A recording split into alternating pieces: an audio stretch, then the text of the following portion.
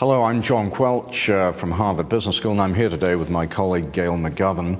We're here to talk about the Harvard Business School Marketing Leadership Program, and in particular to focus on the marketing dashboard and explain how a marketing dashboard can really help you become a more effective marketing manager. Gail, let's talk a little bit about the marketing dashboard. What is it? What is the dashboard? The dashboard is basically a tool that can help executives govern their marketing function, and it comprises three different pieces.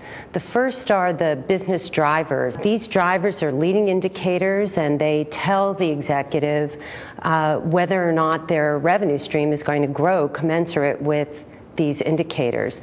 The second piece is a pipeline for growth, and that pipeline basically has each project that the firm is planning to do in the coming years to ensure that future revenue streams are achieved.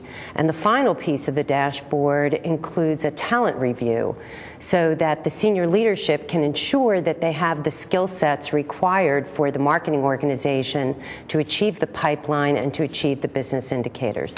Let's just focus for a moment on the business drivers, because one of the things I find is often companies are faced with a myriad of alternative metrics that they can use to monitor their marketing performance.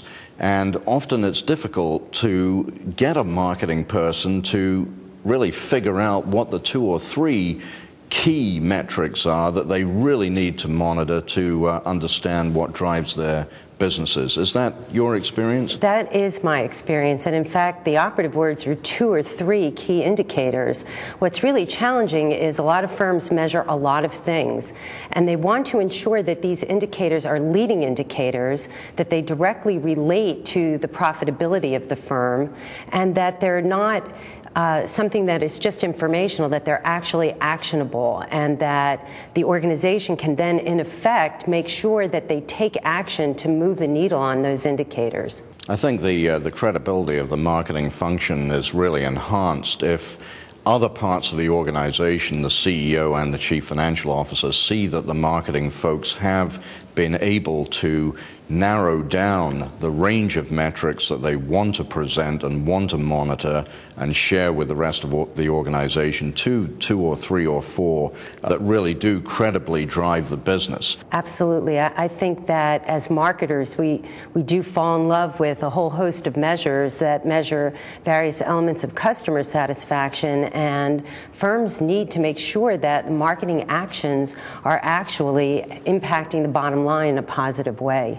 And so what about the other 2 for a moment? We've talked about the business drivers. That's an important leg of the stool, but you also mentioned quite rightly the growth pipeline and the marketing talent pool in the organization. What about the growth pipeline? How should a company look at that, do you think? Well, the interesting thing about the growth pipeline is that so many firms today have stock prices that have baked in them a growth pathway, and they don't really know how they're going to achieve that growth.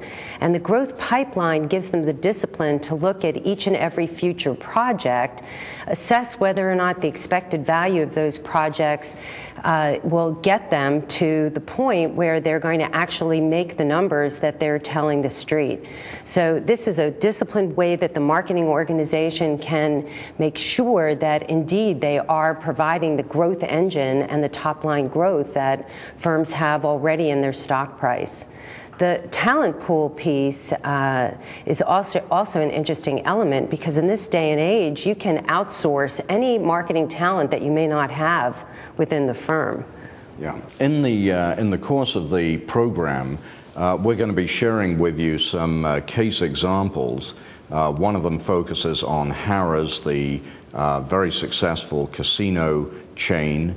We're also focusing on Vanguard, the mutual fund company, and on an industrial products company called Thermo, which has engaged in a very successful turnaround in the last couple of years. So, Gail, I wanted to ask you, if you take one or two of these examples, what have they gained from using this more disciplined marketing metrics approach?